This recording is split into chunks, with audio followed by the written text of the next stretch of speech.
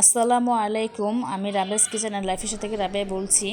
তো প্রতিদিনের মতন আপনাদের সামনে আমি এসে পড়লাম রাবেয়া। তো এখানে সবাই কেমন আছেন? আলহামদুলিল্লাহ আমি ভালো আছি। তো প্রতিদিনের মতন আমার যে সকালের কাজ সেটা করে নিচ্ছি। আজকে একটু তাড়াতাড়ি করছি কারণ আমি আমার মার বাসায় যাব তার জন্য।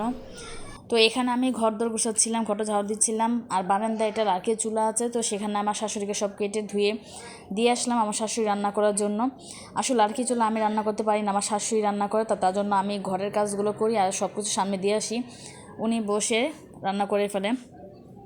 তো আমি এখানে ঘরটা ঝাড়ু দেওয়া শেষ হয়ে গেছে, তারপর একটা কাপড় নিয়েছিলাম, কাপড় নিয়ে সুকেশটা ধুয়ে মুছছিলাম। কারণ আমরা যেখানে থাকি, যে বাসা থাকি, তো সেখানে দেখা যাচ্ছে যে রাস্তার সাথে বাসা, তো এখানে ধুলাবালু সারাক্ষণই আসে, তো তার জন্য খাট, সুকেস, তারপরে টেবিল, এগুলোতে সব সময় ধুলাবো থাকে।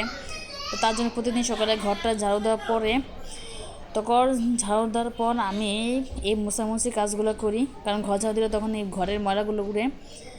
তো এখানে যাই হোক, আমি একটা আলাদা কাপড় নিয়ে এখানে সুকেশটা সুন্দর করে মুছে দিলাম।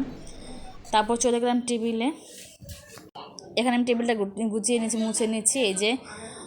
আর এখানে ছিল আমাদের ওষুধ, এখানে আমার ছেলের, আমার, আর এই যে থাইরয়েডের ওষুধ, এটা আমি প্রতিদিন সকালে থাইরয়েডের ওষুধটা খাই।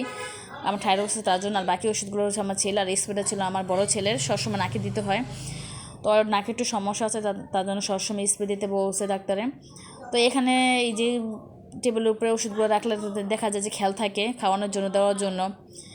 তো যাই হোক, এখানে আমার শাশুড়ি রান্না অনেক খানটে হয়ে গেছে। এখানে তিনি যে মাছ ভুনা করেছিল, তারপরে আমডাল, তারপরে এখানে ছিল ঢেঁড়স ভাজি, এখানে ছিল যে খিচুড়ি। তো যাই হোক, আমি চাপটাকে একটু দেখিয়ে দিচ্ছি যে এখানে জ্বালানা দিয়ে দেখা যাচ্ছে এই যে লাড়কি দিয়ে আমার শাশুড়ি রান্না করছে, আসলে পুরোটা খোলা যাচ্ছে না। তো যাই হোক, আমরা এখানে সব কিছু রান্না করা শেষ, কারণ বলেছিলাম যে তাড়াতাড়ি করতেছি। তো আমরা এখানে দুপুরে খাওয়া দাওয়া করে চলে গেলাম আমার মার বাসায়। তো মার বাসায় যাওয়ার পরে হঠাৎ দেখি যে তাদের গোডাউনের লাইটটা বন্ধ, অফ, মানে নষ্ট হয়ে গিয়েছে, তো সেখানে ভিডিও করতে পারছিলাম না। তো আমার ছেলে, আমার বোন আমাকে সাহায্য করছিল। এখানে আমি অফ ক্যামেরায় ডিম কষিয়ে রেখেছিলাম, কারণ আমি এখানে ডিম কষানোর পরে পরে মনে পড়লো যে একটা লাইট দিয়ে যদি ভিডিওটা করা হয় তাহলে কেমন হয়। তো দেখা গেলাম যে না, লাইট দিয়ে ধরলে ভিডিওটা সুন্দর হয়। আমার ছেলে লাইট ধরছিল আর আমার বোন ভিডিওটা করছিল। তা আমি, ওরা আবার খুব আগ্রহী ছিল যে আমি ভিডিও করি, ওদেরকে ভালো লাগে, তো বলে যে বড় খুব করো করো, আমি করে দিই। তো আমার ছোটো বোন এখানে ভিডিও করছিল আর আমার ছেলে এখানে লাইট ধরে রাখছে। তো চাল আর ডাল আগেই ধুয়ে ভিজিয়ে শুকিয়ে রেখেছিলাম, তো এটা এখন দিয়ে দিয়েছি, কারণ আলুটা যখন সিদ্ধ হয়েছে তখন আমি চাল আর ডাল দিয়ে দিলাম। একদম সম্পূর্ণ চাল ডাল দিয়ে একদম ভালোভাবে ভেজে নিচ্ছি। কারণ একটা কথা মনে রাখবেন যে বিরিয়ানি, খিচুড়ি, এগুলোতে যখন চাল ডালে খুব ভালো করে ভাজা ভাজা করা হয়, তখন দেখা যায় ওটার একটা আলাদা টেস্ট হয়, আলাদা একটা টেস্ট হয়, এবং একদম ঝরঝরে হয়। কারণ খিচুড়ি যেটা, ডিম খিচুড়ি যে ডিম খিচুড়ি করা হয়, যেটা ভর্তার সাথে খাওয়া হয়, সেটা থাকে ঝরঝরে। সেটা যদি একটু নরম হয়ে যায় তাহলে দেখা যায় ভালো লাগে না। খিচুড়ি একটু ঝরঝরে হলেই সুন্দর লাগে, ভালো লাগে। তার জন্য দেখেন আমি আবারও খুব ভালো করে, যতটুকু ভাজা যায়, যতটুকু যেন নিচে যেন লেগে না যায়, ওইভাবে দেখে সুন্দর করে ভাজা ভাজা করে নিলাম। কারণ যত ভাজবো অত সুন্দর ঝরঝরে হবে।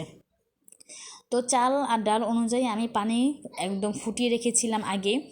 তো এখানে আমি এই পানিটা দিয়ে দিচ্ছি, কারণ সমপরিমাণ পানিটা দিলে দেখা যায় যে খিচুড়িটা একদম ঝরঝরে হয়। এখানে ছিল 3 পট চাল, তো 3 পট চালের জন্য আমি 6 পট পানি, হ্যাঁ 6 পট পানি দিয়েছিলাম।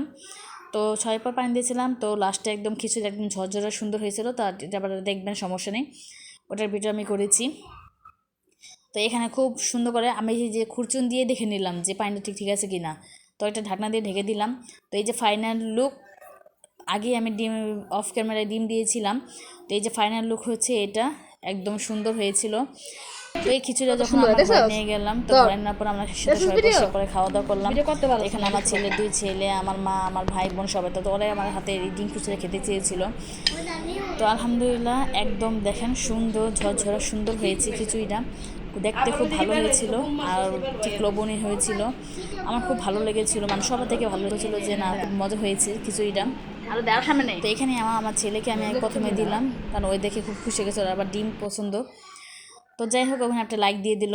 তা আমার মা, আমরা আসার আগে এখানে শুটকি ভর্তা বানিয়ে রেখেছিল আর লেবু কেটে রেখেছিল। আসলে খিচুড়ির সাথে লেবু, শুটকি ভর্তা এগুলো খুব ভালো যায়। আর ডিমটা দেওয়াতে নাড়াচাড়া দেওয়াতে এখানে একটা ডিম ভেঙে গিয়েছিল। তো যাই হোক কোনো সমস্যা নাই, এটা আমার ছোটো বাচ্চাকে দিব, ছোটো ছেলেকে অত মরিচ খানা, তার জন্য মরিচটা আমি আলাদা ধুয়ে দিলাম। এখানে আমার ছোটো ছেলেকে দিলাম। তখন তো বলতেছে যে আম্মু আমাকে লেবু দো, তো তারপর আমি তাকে লেবু দিলাম, মানে ও হাত দিয়ে নিয়ে নিবে, তো আমি আগে দিয়ে দিলাম। তো যাই হোক ফাইনালি আমি নিলাম, এটা ছিল আমার প্লেট। আমি এখানে ডিম পোলাও নিব, সাথে ভর্তা নিব, লেবু নিব, নিয়ে একদম খুব মজা করে খেয়েছিলাম। আলহামদুলিল্লাহ খুব ভালো লেগেছে, সময়টা খুব ভালো কেটেছিল, তারপর দিনটা খুব ভালো ছিল, একসাথে খাওয়া দাওয়া করে আসলাম। এই যে আমি এখন ভর্তা নিয়েছি, লেবু নিচ্ছি। তো যাই হোক গল্প করতে করতে রান্না করা হয়ে গেল আপনাদের সাথে অনেক। আমি নতুন, সবাই আমাকে প্লিজ সাবস্ক্রাইব করে আমার পাশে থাকবেন।